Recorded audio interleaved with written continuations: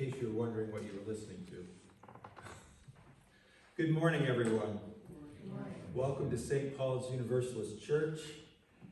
I would like to extend a special welcome to our guest musicians.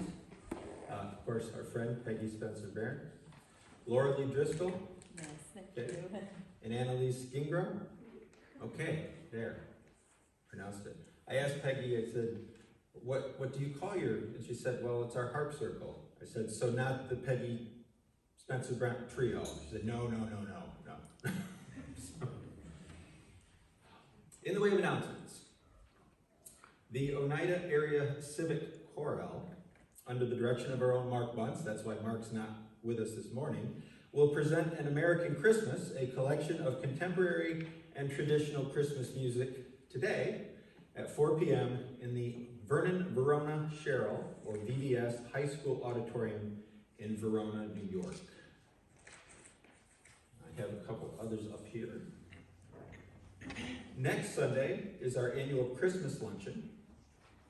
We have meatloaf, some potatoes, veggies, and rolls. Sign up in the back if you would like to take part, so we kind of have a sense of how many will be in attendance. And then, sorry, trifocals. Let's see. The Valley Choral Society presents Handel's Messiah with orchestra today at 7:30 at Our Lady of Lourdes in Utica. Let's see. Lorraine, is this? Yes. Right. Okay. I'm not having memory lapses. I announced the same thing in Barneveld last Sunday. Yes. So if you're really into music, you could conceivably go to the American Christmas concert and still have time to make it back to Utica, and your musical holiday is complete. Yes. It's funny, that is a Christmas performance, Handel's Messiah. As someone that works in a school, I have a tradition of blaring it on loop all the way home on the last day of school. But that's a different type of rejoicing. Are there any other announcements that anyone in the congregation wishes to share?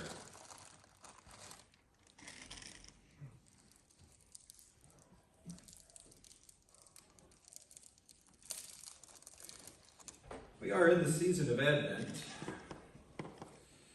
I believe Austin talked about that last Sunday.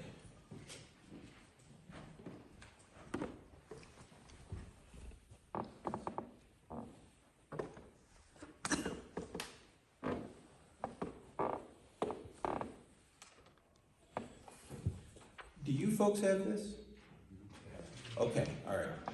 Sorry, the post-COVID era is getting used to all the pre-COVID era stuff. I noticed last year I read it, and people just listened.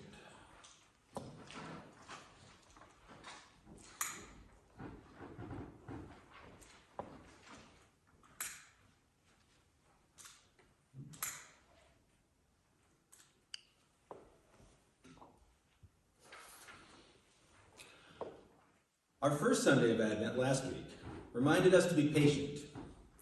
This second Sunday of Advent, we light a candle in hope that darkness will be dispelled.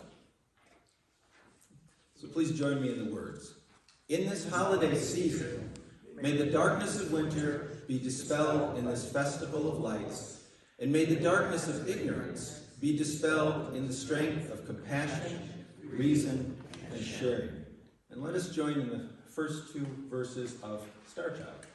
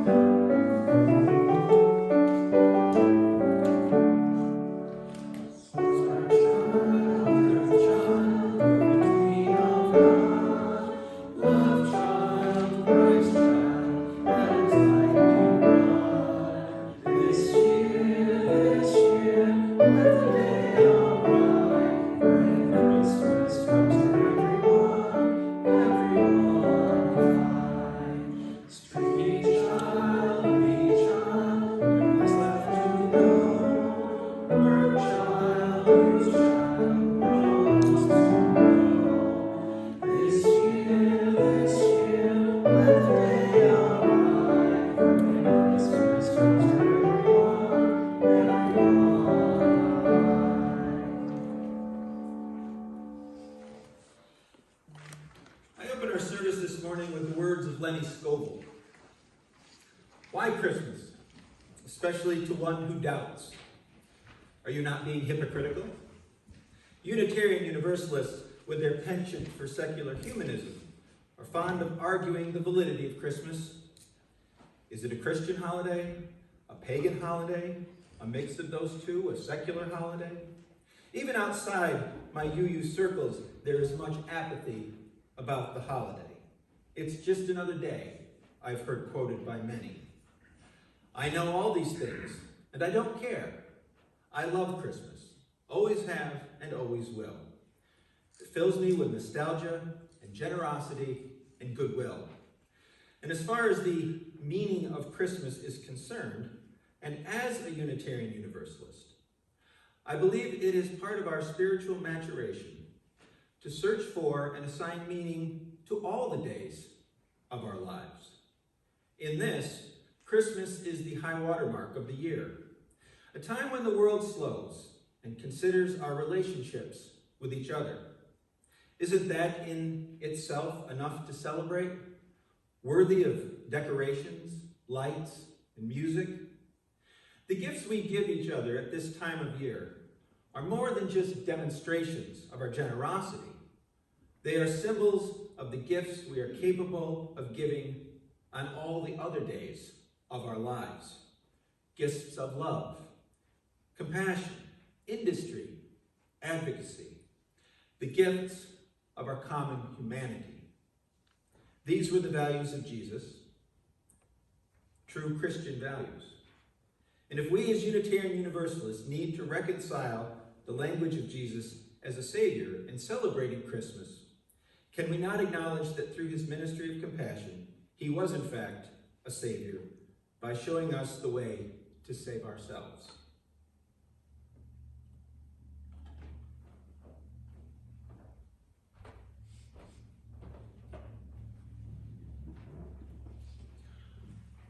As is our tradition, we open our services with the lighting of our chalice.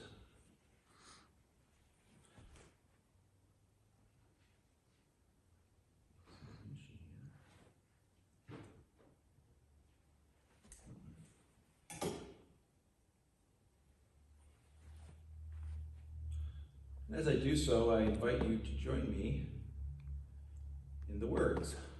May this flame, symbol of transformation since time began, fire our curiosity, strengthen our wills, and sustain our courage. And our opening song is number 247.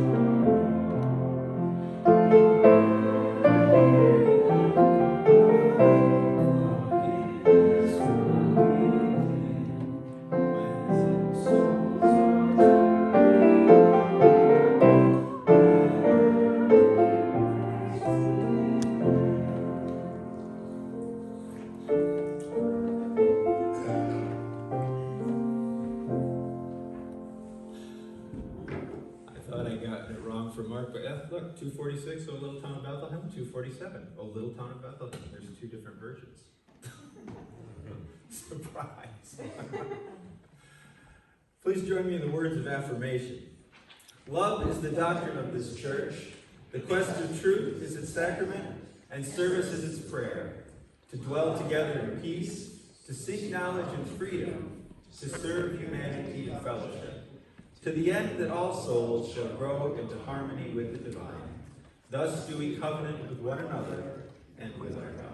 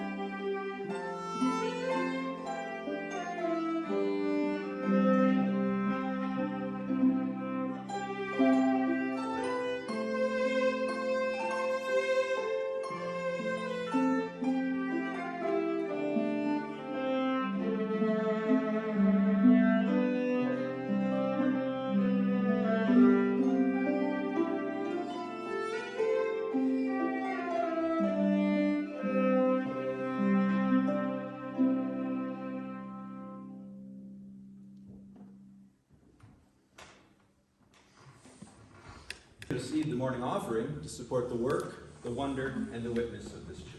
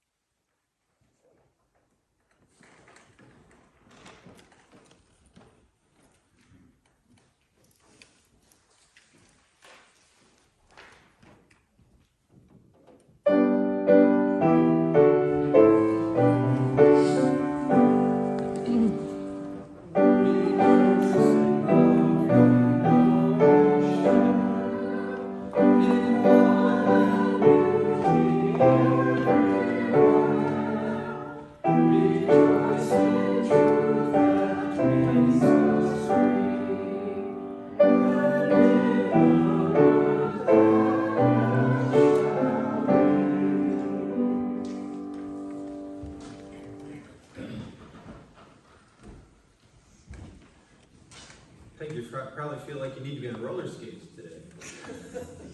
I don't know how well they go across the carpeting. I'd like to invite you to join me in a time of prayerful meditation. These are words adapted from the Reverend Wayne B. Arneson.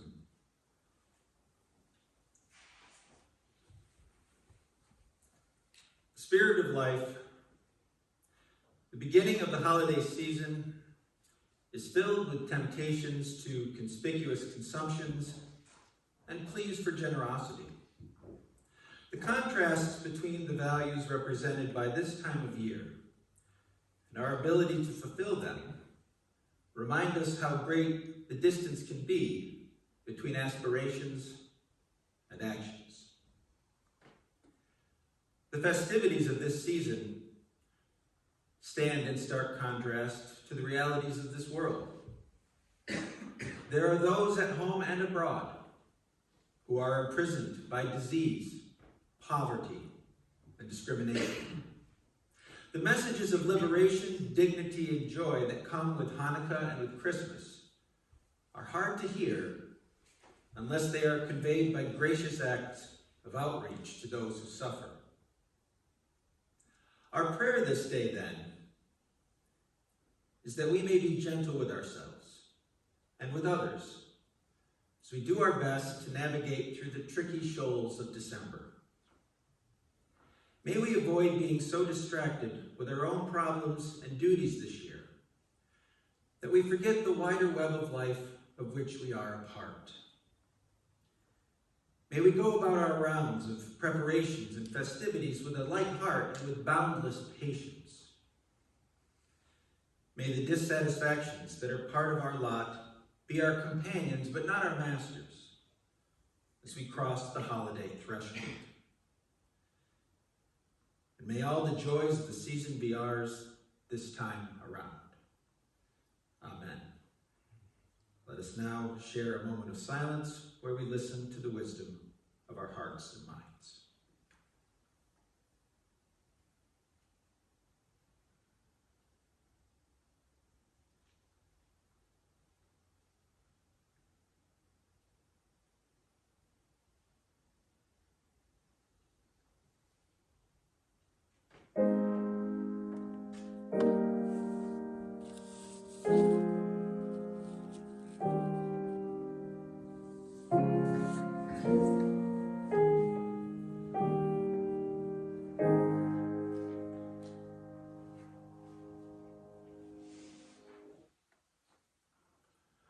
Those of you who wanted to hear someone do a strictly mediocre British accent are in luck.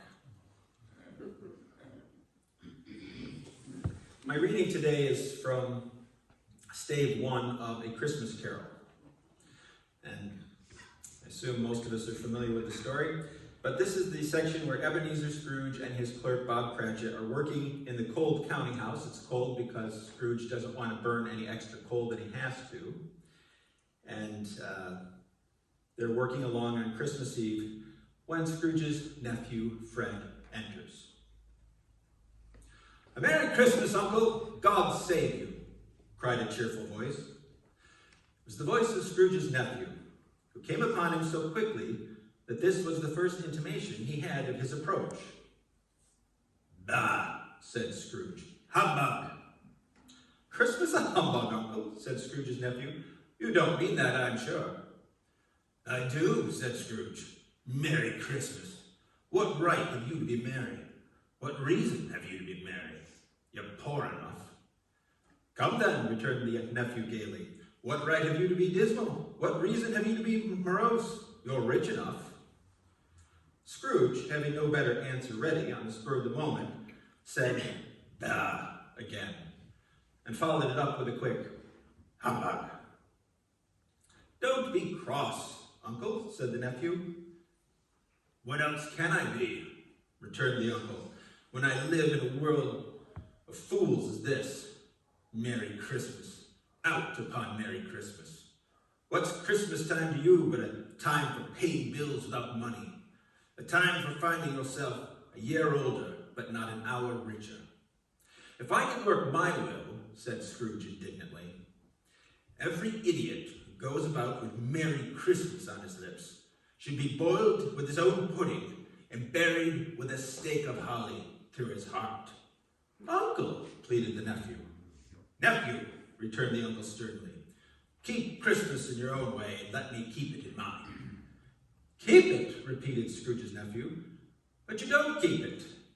Let me leave it alone then, said Scrooge. Much good may it do you, much good it has ever done you. There are many things from which I might have derived good, by which I have not profited, I dare say, returned the nephew, Christmas among the rest.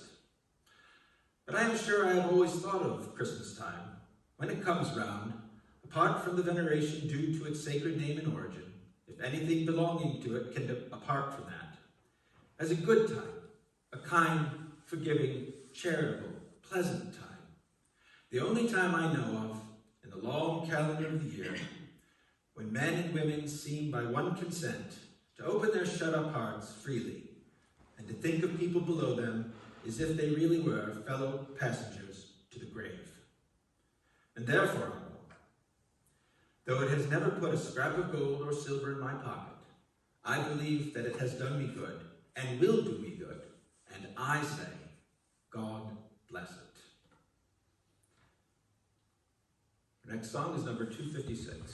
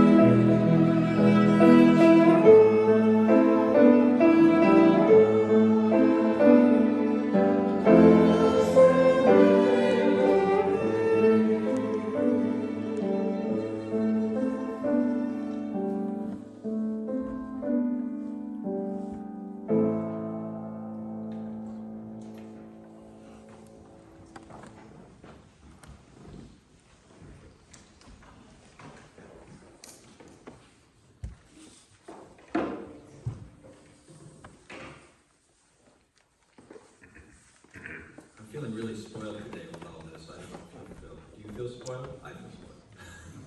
You, sir. As if Mark doesn't upstage me enough.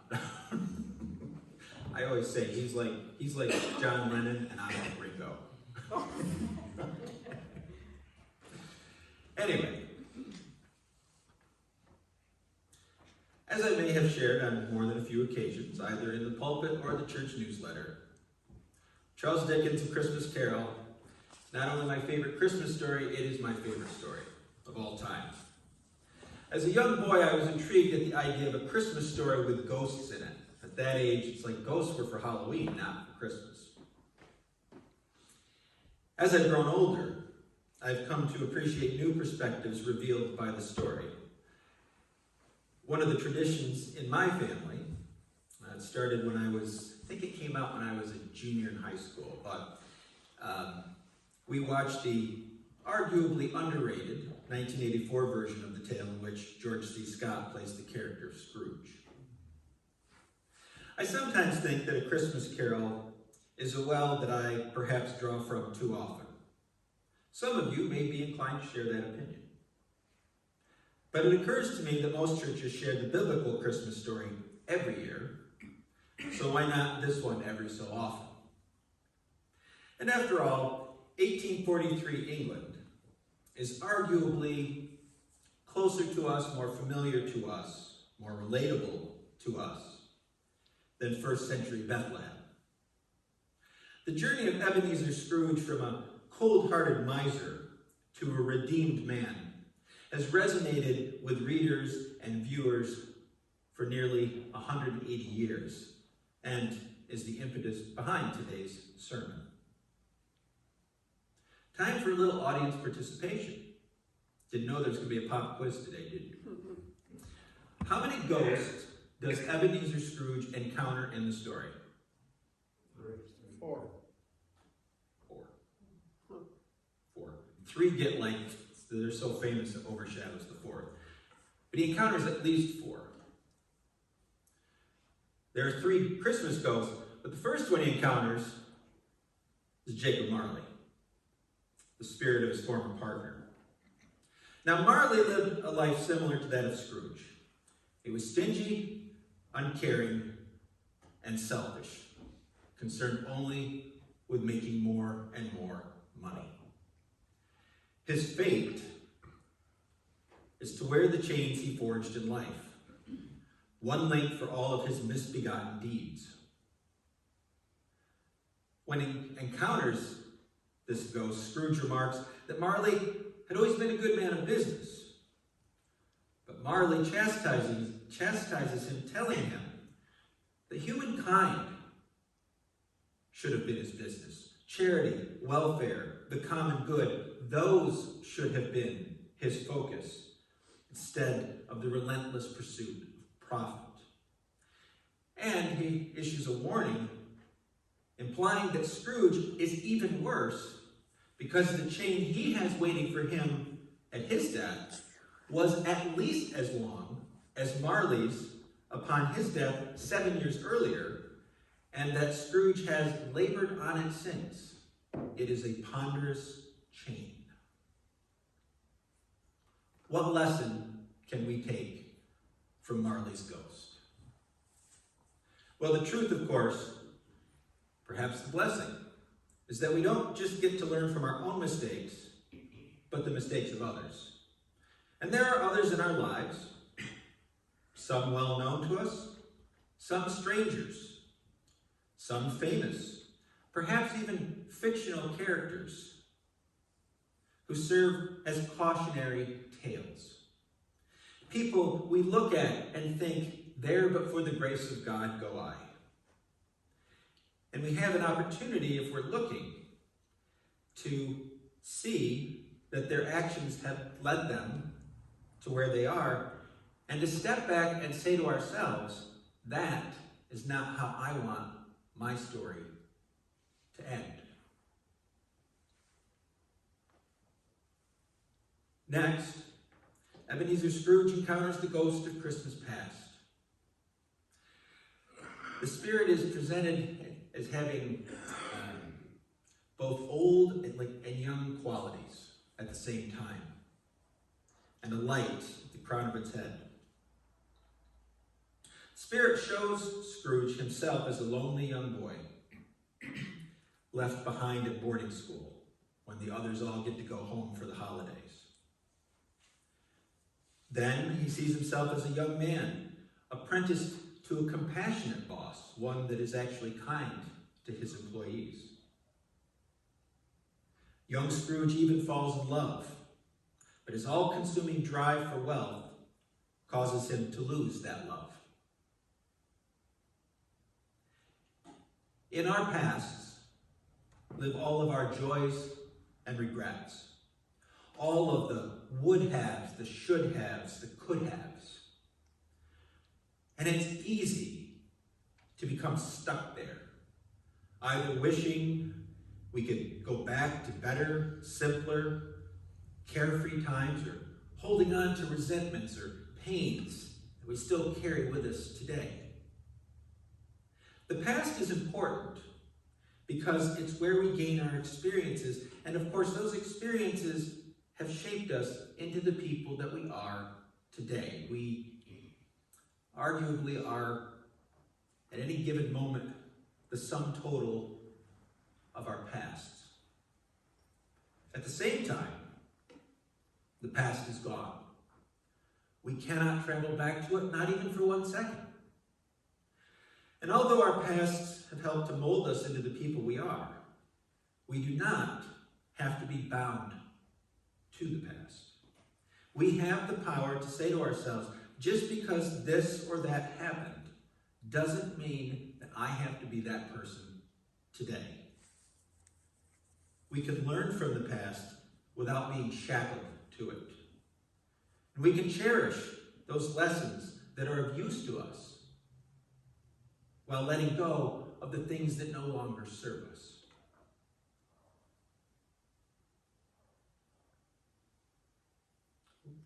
There, turn the screen off instead. There we go. This brings us to the ghost of Christmas Present, who I don't know if Dickens intended, kind of looks like the British version of Santa Claus, Father Christmas. Nonetheless, in the story, the spirit is the very essence of the holiday. Jovial, generous, big-hearted. He shows Scrooge the life of his clerk, Bob Cratchit, a man who lives in poverty with his wife and children, one of whom is crippled and frail, Tiny Tim. Despite this, the Cratchits are a happy family, making the most of the little that they have.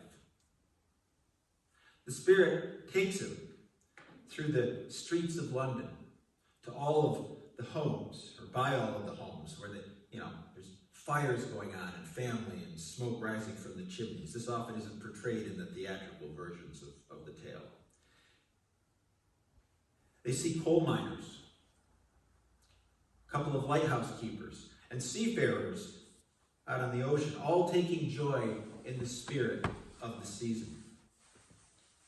The ghost also takes Scrooge to see his nephew Fred, the man who invites Scrooge to Christmas every year, and Scrooge just, nope, not going. And Scrooge sees the joy that a gathering with friends can bring at the holidays. The Spirit then takes Scrooge to see people in jail, in hospitals, in poverty, whose days are all made a little brighter for the occasion of the day. And just before they're parting, Scrooge notices a claw-like appendage sticking out from under the Spirit's lower robes. And he asks what he's seeing. And the Spirit pulls back the robes to reveal a vision of two frightening, gaunt figures, ignorance and want, who are the children of mankind. They exist because people like Scrooge allow for them to. And the Spirit warns that on the brow of ignorance is written the word doom. But we come to realize at this point in the story that Scrooge is not an evil man. Rather, he is ignorant of what's going on around him. He's shut out his heart to what's going around him and become apathetic and uncaring. He's become blind to his responsibility to his fellow beings. What lesson is there to be learned from the ghost of Christmas Present? Well, as much as we may sometimes dwell on the past or think about or worry about the future, the only time that we directly experience is the present, the here and now. This is where we live our lives. It is the only time we directly experience. We can't undo the past, and we have little idea of the future. Now is the most important moment at any given moment, because it is the only one we can act upon. It's the only one we can directly experience. The present is a bit of a paradox, because in a sense, it is always with us, but it will never come again. How easy it is to forget the importance of now. How often we think back to the missed opportunities, the would-haves and could-haves of our lives. But now is where we live, and now is the time when we can act. And how often we forget this. It's always, oh, I should have done that, or I'll do that later. Sometimes we get so hung up on the past or so anxious about the future that we neglect the present moment. Some people, regrettably, live their entire lives this way, realizing only at the end the importance of the present. Finally, the ghost of Christmas yet to come, or Christmas future. Common misconception is that this is the Grim Reaper, because he ultimately leads Ebenezer Scrooge to his own grave. But this is not the case. Dickens describes the ghost as being shrouded in a deep black garment which concealed its head, its face, its form, and left nothing of it visible save one outstretched hand.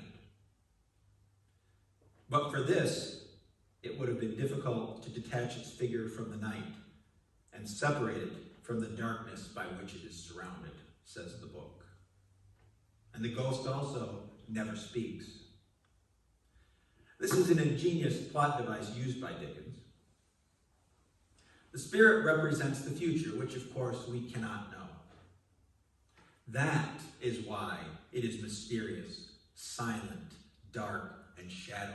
It's the future. It's hard to see. And Scrooge confesses that he fears this ghost more than any of the others, and rightly so. Knowing the future can be every bit as much a curse as it can be a blessing. Ebenezer Scrooge sees a dark future, with Tiny Tim Cratchit dead from a lack of medical care. His business partners seemingly apathetic at the death of one of their business partners. A pawnbroker in the rough section of London, selling items that seem familiar to Scrooge, even though he doesn't want to admit what he thinks he's seeing, and all the time looking to see what is future Scrooge up to, and not seeing himself, only to end up in front of his own grave. A forgotten grave, unloved, with none regretting his passing. Finally, seeing the error of his wage, Scrooge is offered something that we rarely get, a do-over, a chance to make things right. There's an old Yiddish saying, "Man tracht und Gott lacht," meaning man plans and God laughs. Despite our most careful planning, the road of life is unpredictable. There will be unforeseen roadblocks as well as scenic views. We can't know the future, but the seeds of tomorrow are planted today. Our actions have consequences for either good or ill. Ebenezer Scrooge realizes this when, confronted with his own death, he says to the ghost of the future, "Men's courses will foreshadow certain ends, to which, if persevered in, they must lead. But if the courses be departed from, the ends will change."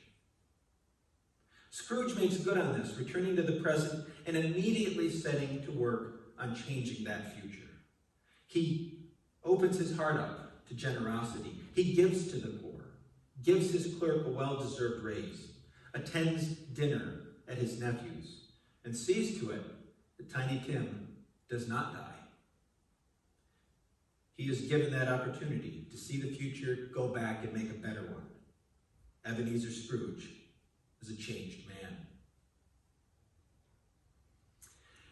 I think that part of the reason that A Christmas Carol has resonated for nearly 180 years is that it is a story of redemption and second chances. It teaches the lesson that no one is irredeemable. It's never too late to try to set things right. It also teaches us to honor who we were, who we are, and who we could be. Dickens encourages his readers to take the best parts of the Christmas season and to keep them year-round, not just for a few weeks.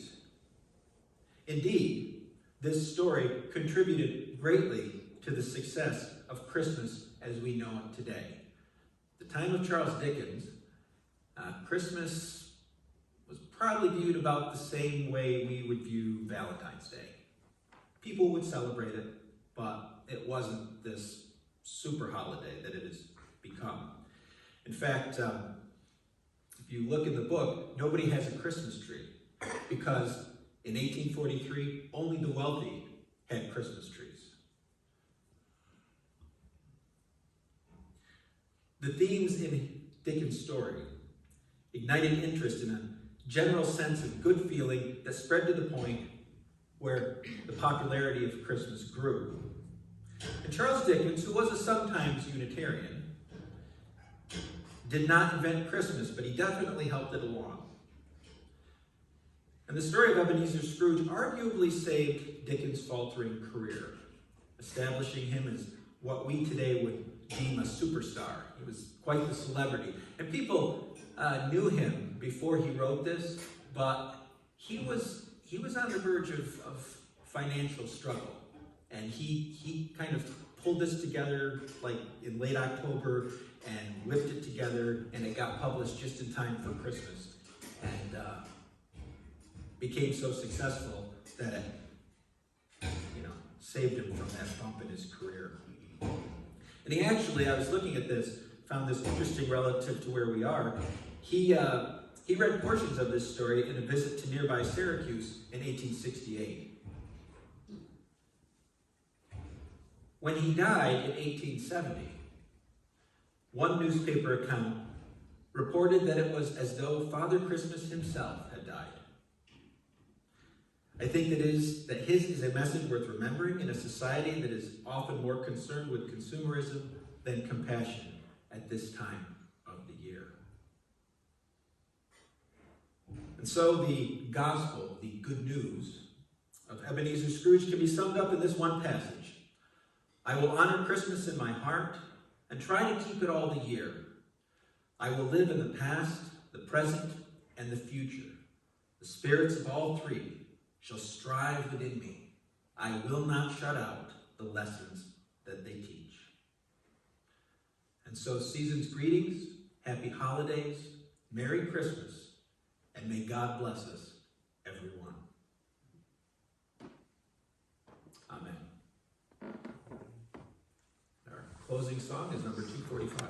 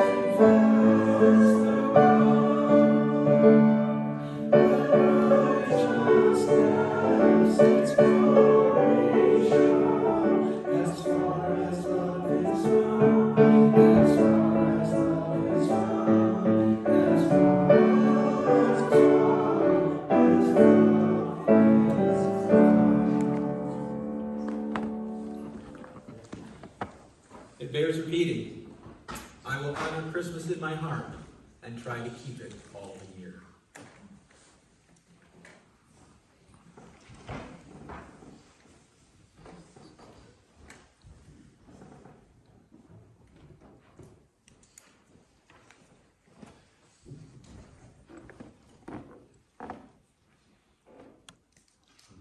As I extinguish the chalice, I invite you to join me in the words. The chalice is extinguished, but its light lives on in the hearts and the minds and the souls of each one of us. Let us carry the flame with us and share it with those we know, with those we love, and most especially with those we have yet to meet. And please join us in our prayer.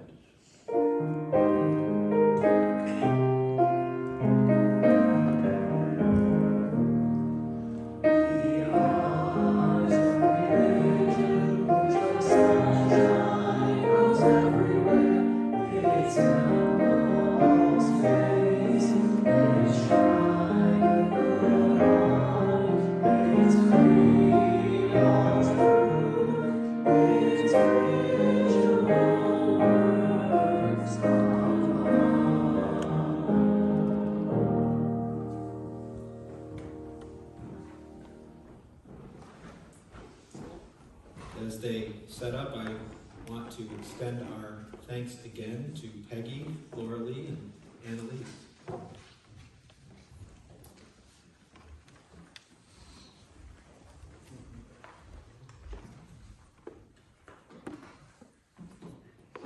Oh, and Greg. Hi, Greg.